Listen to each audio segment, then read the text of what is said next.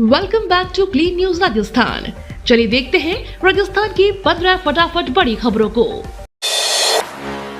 एक नई जिला परिषदों के गठन में अलग नहीं होगा कोई भी राजस्व गांव, पंचायतों को मिलेगी ये सौगात। राजस्थान में नई शिक्षा परिषदों के गठन प्रक्रिया में कोई राजस्व गांव विभाजित नहीं किया जाएगा, बल्कि आंशिक रूप से शामिल हुई ग्राम पंचायतों को मुख्यालय की सौगात मिल सकती है। ऐसी ग्राम पंचायतों को फायदा मिलेगा जो टूटकर डीग जिले की सीमा में शामिल हुई है। मंत्री किरोड़ीलाल मीणा पर चला संगठन का डंडा, कारण बताओ नोटिस जारी। अपनी ही सरकार से नाराज चल रहे किरोड़ीलाल मीणा पर अब प्रदेश भाजपा संगठन ने अनुशासन का डंडा चला दिया है। पहले मंत्री पद से इस्तीफा देने और उसके बाद अपनी ही सरकार पर फोन टैपिंग के आरोप से पार्टी और सरकार की छवि धूमिल करने का कृत्य मानते हुए भाजपा प्रदेश अध्यक्ष मदन राठौर ने किरोड़ीलाल मीणा को कारण बताओ नोटिस जारी कर जवाब मांगा है। पार्टी ने मीणा को 3 दिन में जवाब देने को निर्देशित किया है। ऐसा नहीं करने पर अनुशासनात्मक कार्रवाई की जाएगी। अब भर्ती परीक्षा में अनुपस्थित रहना अभ्यर्थी की जेब पर पड़ेगा भारी, लगेगी पेनल्टी। भर्ती परीक्षाओं में बढ़ती अभ्यर्थियों की अनुपस्थिति के कारण अब राजस्थान कर्मचारी चयन बोर्ड ने एक बड़ा फैसला लिया है।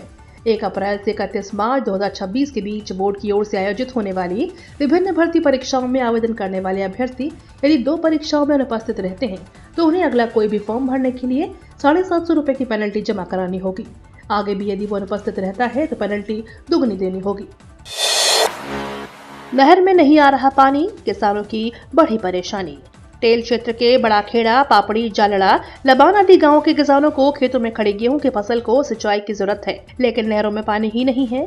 यह स्थिति कई दिनों से बनी हुई है। इस समय खेतों में सिंचाई के लिए पानी की जरूरत है तो पानी गायब है।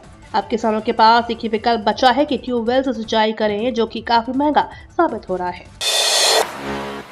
जनप्रतिनिधि आपके द्वार कार्यक्रम में जलदाय मंत्री कन्हैयालाल चौधरी का महाअभियान। जनप्रतिनिधि आपके द्वार कार्यक्रम के तहत जलदाय मंत्री कन्हैयालाल चौधरी अपने गृह जिले टोंक के विधानसभा क्षेत्र पुडा राय सिंह के दौरे पर रहे। उन्होंने देर शाम तक लगभग 1 दर्जन से अधिक गांव का दौरा कर ग्रामीणों की व्यक्तिगत और सार्वजनिक समस्याओं को सुना, साथ ही पात्र लोगों को आवासीय पट्टे सौंपकर तथा कचरा गाड़ी को हरी झंडी दिखाकर रवाना किया। सारस गणना शुरू, भरतपुर के 12 जोन में होगी गिनती। 42वीं सारस गणना शुरू हुई। भरतपुर घना केवलादेव नेचुरल हिस्ट्री सोसाइटी के अध्यक्ष और केवलादेव राष्ट्रीय उद्यान के पूर्व अवैतनिक wild life warden Krishna Kumar ने बताया कि 1983 से यह गणना राजस्थान वन विभाग के सहयोग से लगातार हो रही है। सटीक गणना के लिए राष्ट्रीय उद्यान को 12 जोनों में विभाजित किया गया है, जबकि भरतपुर जिले के और उत्तर प्रदेश से सटे इलाकों को 5 भागों में बांटा गया है। इस प्रक्रिया से सारसों की वास्तविक संख्या, उनके प्रवास और पर्यावरणीय स्थिति का अध्ययन किया जाएगा। अलवर के प्याज उत्पादकों को बजट में मिल सकता है सेंटर फॉर एक्सीलेंस का तोहफा। केंद्रीय मंत्री ने सीएम को भिजवाया प्रस्ताव। देश भर के प्रमुख लाल प्याज उत्पादन वाले जिलों में शामिल अलवर के प्याज उत्पादकों के लिए अच्छी खबर है। इस बार पेश किए जाने वाले राज्य बजट में अलवर को सेंटर फॉर एक्सीलेंस की सौगात मिल सकती है। इस उम्मीद की वजह से कि केंद्रीय वन एवं पर्यावरण मंत्री भूपेंद्र यादव ने अलवर में सेंटर फॉर एक्सीलेंस खोलने के लिए मुख्यमंत्री को प्रस्ताव भेजा है। उम्मीद है कि सरकार की ओर से जारी इस प्रस्ताव को आगामी बजट में शामिल कर घोषणा की जाएगी। मातृकुंडिया पहुंचे मुख्यमंत्री, बोले किसानों के विकास के लिए सरकार प्रतिबद्ध। चित्तौड़गढ़ जिले के मातृकुंडिया में आयोजित पशुपतिनाथ महादेव मंदिर प्राण प्रतिष्ठा समारोह में शामिल होने के लिए प्रदेश के मुख्यमंत्री भजनलाल शर्मा पहुंचे। इसमें बनाए गया अस्थायी हेलीपैड पर प्रशासनिक अधिकारियों ने सीएम का स्वागत किया। निम्बाहेड़ा के विधायक श्री चंद्र कृपलानी भी जयपुर से मुख्यमंत्री के साथ मातृकुंडिया पहुंचे। उन्होंने मंगलेश्वर महादेव मंदिर में पूजा अर्चना की। स्थानीय पंडितों ने अनुष्ठान और अर्चना संपन्न कराई। इसके बाद पशुपतिनाथ महादेव मंदिर के प्राण प्रतिष्ठा समारोह में शामिल होकर मुख्यमंत्री ने जनसभा को संबोधित किया। करियर मेले में विशेषज्ञों ने विद्यार्थियों को दिए कई टिप्स, स्टार्टअप में भी दिखाई रुचि। प्रदेश के 11,000 से ज्यादा स्कूलों में करियर मेला आयोजित किया गया। इस दौरान छात्रों ने शिक्षकों, विषय विशेषज्ञों और उद्यमियों के मार्गदर्शन में अपने करियर का रोड मैप बनाया। करियर मेलों में आयोजित विभिन्न गतिविधियों के दौरान शिक्षकों के साथ ही विभिन्न विभागों के अधिकारियों और उद्यमियों ने छात्रों से करियर संभावनाओं के संबंध में चर्चा की और उन्हें मार्गदर्शन दिया। वहीं विद्यार्थियों ने स्टार्टअप शुरू करने के संबंध में रुचि दिखाई। भीम आर्मी ने शहीद स्मारक पर किया जोरदार प्रदर्शन। 12 सूत्रीय मांगों के साथ सरकार को दी चेतावनी। भीम आर्मी और आजाद समाज पार्टी ने राजधानी जयपुर स्थित शहीद स्मारक पर जोरदार प्रदर्शन किया। यह प्रदर्शन राज्य में दलित और वंचितों पर बढ़ते अत्याचारों और अन्याय के खिलाफ किया गया। भीम आर्मी के प्रदेश प्रभारी अनिल कुमार घेनवाल ने आंदोलन का नेतृत्व किया और सरकार ने 12 सूत्रीय मांगे रखते हुए त्वरित कार्रवाई की मांग की। CHC नारहेड़ा का निरीक्षण करने पहुंची संभागीय आयुक्त, स्वास्थ्य सेवाओं में सुधार के दिए निर्देश।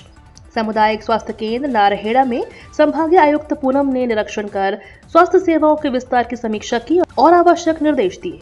उन्होंने अस्पताल में उपलब्ध चिकित्सा सुविधाओं, स्वच्छता व्यवस्था और मौसमी बीमारियों के रोकथाम के उपायों का जायजा लिया। इस दौरान उनके साथ जिला कलेक्टर कल्पना अग्रवाल, उपखंड अधिकारी ब्रजेश कुमार, चिकित्सा और स्वास्थ्य विभाग के अधिकारी और अन्य संबंधित अधिकारी उपस्थित रहे।